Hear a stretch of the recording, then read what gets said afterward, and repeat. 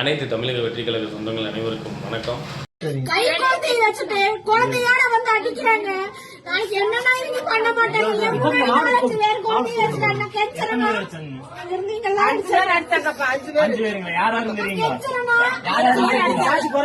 நான் கண்டிப்பா வருவேன்.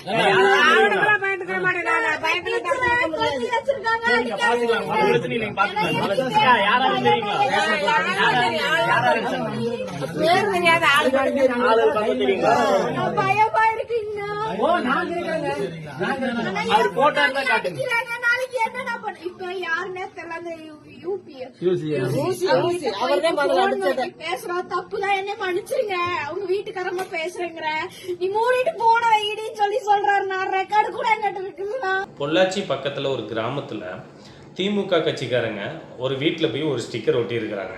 அந்த வீட்டில் இருக்க சகோதரி என் வீட்டில் இந்த ஸ்டிக்கரை ஒட்டாதீங்க அப்படின்னு சொல்லி அந்த ஸ்டிக்கரை எடுக்க சொல்லியிருக்காங்க. எடுக்கல, நாங்கள் அப்படி தான் ஒட்டுவோம் அப்படின்னு சொல்லியிருக்கிறாங்க அந்த சகோதரி. ஆனால் என் வீட்டில் யாரோட ஸ்டிக்கர் ஒட்டணும் அப்படிங்கிறது எனக்கு உரிமை இல்லையா, நீங்கள் ஸ்டிக்கரை எடுங்கண்ணா அப்படின்னு சொல்லி அவங்க வற்புறுத்தி இருக்கிறாங்க.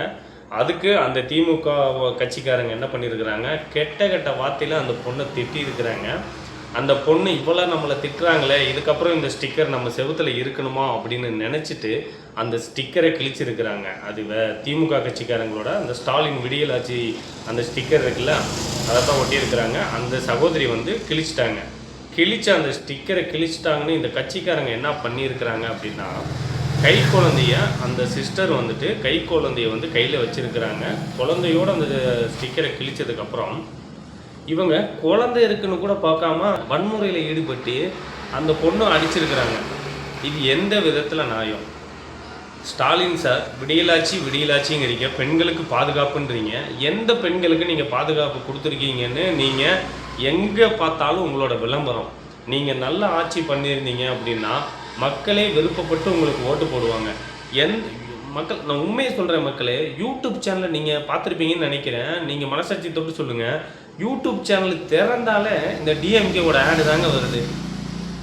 நம்ம காசு கொடுத்து ஈஸி பண்ணி நம்ம ஒரு நெட்டு நோடலாம் அப்படின்னு சொல்லி நம்ம போயிட்டு யூடியூப்பில் போய் ஓப்பன் பண்ணோம்னா ஒரு வீடியோ பார்க்கலாம், இல்லை வேறு ஏதாவது பார்க்கலான்னு சொல்லிட்டு அரசியல் சூழ்நிலை என்ன எப்படி போயிட்டுருக்கு, வேறு ஏதாவது ஐபிஎல் அந்த மாதிரி ஏதாவது பார்க்கலான்னு சொல்லி யூடியூப்பில் போனாலே யூடியூப்பில் கர்மம் இந்த டிஎம்கேவோட ஆடாக வந்துகிட்டு இருக்குதுங்க. சும்மா ஒன்றும் வரல, இவங்க காசு கொடுத்து, இந்த பெண் நிறுவனம் இருக்குல்ல, இவங்க காசு கொடுத்து ப்ரமோட் பண்ணுறாங்க. மொத்தம் 627 ஆடு. ஒரு ஆடுக்கு எவ்வளோ லட்சம் கொடுத்துருப்பாங்கன்னு பாருங்கள். நீங்கள் உண்மையாலுமே மக்களுக்கு நல்லது பண்ணுறீங்க அப்படின்னா நீங்கள் எதுக்கு இப்படி ஆடு கொடுக்குறீங்க?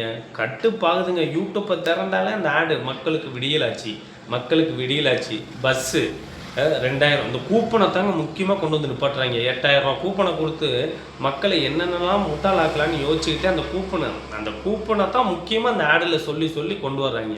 அப்படி ஆடில் ஸ்டாலின் வளரட்டும் தமிழ்நாடு சேரக்கூடும். அந்த சகோதரிக்கு நடந்தது மிகப்பெரிய தப்பு.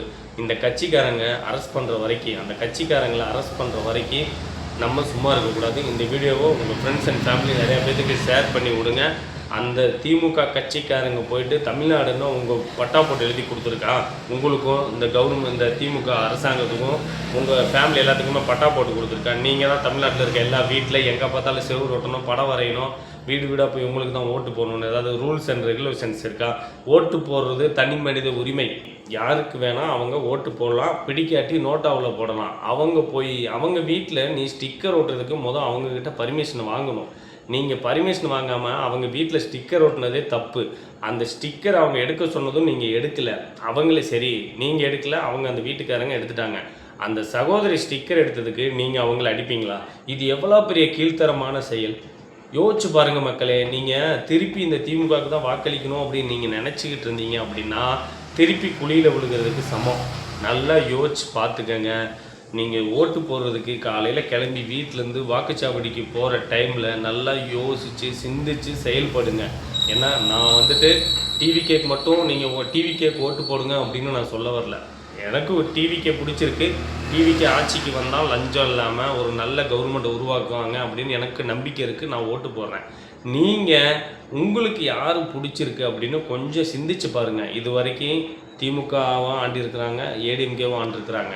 இவங்க 2 பேரும் மாறி மாறி ஆண்டதில் என்ன உங்களுக்கு இதாக இருக்குது அப்படின்னு யோசிச்சு பாருங்கள். நல்லா சிந்திச்சு செயல்படுங்க. புதுசாக ஒருத்தவங்களுக்கு வாய்ப்பு கொடுங்க. அப்படின்னா தான் என்ன நடக்குது அப்படின்னு உங்களுக்கு தெரியும். ஏன்னா இதே மாதிரி தான் விஜயகாந்த் ஐயா வந்தார். வந்த மனுஷனை நம்ம எல்லாருமே பேசி பேசி பேசி பேசி ட்ரோல் பண்ணி அந்த மனுஷனை லாஸ்ட்டில் செத்ததுக்கப்புறம் கடவுளுங்கிற ஒரு இது இருக்குது. யாரும் நம்மளை ஆண்டா நல்லா இருக்கும் அப்படின்னு சொல்லிட்டு நம்மளுக்கான ஆட்சி, நம்ம மக்களுக்கான ஆட்சி, பெண்கள் பாதுகாப்பு முக்கியம், குழந்தைகள் பாதுகாப்பு முக்கியம். அடுத்த 5 வருஷத்துக்கு எங்கேயுமே கொலை கற்பழிப்பு எதுவுமே நடக்காமல் ஒரு நிம்மதியான வாழ்க்கை வாழணும் அப்படின்னு உங்களுக்கு தோணுச்சு அப்படின்னா நம்ம டிவிக்கே இருக்குது. மறக்காமல் 2026 டிவிக்கே ஜெயிக்கணும்னு எனக்கு நம்பிக்கை இருக்குது. உங்களுக்கும் நம்பிக்கை இருந்தால் வர 23/4/2026 அன்னைக்கு காலையில் எழுந்திரிச்சு குளிச்சுட்டு சீக்கிரமாக போய் நம்ம விசில் சின்னத்தில் வாக்களிங்க.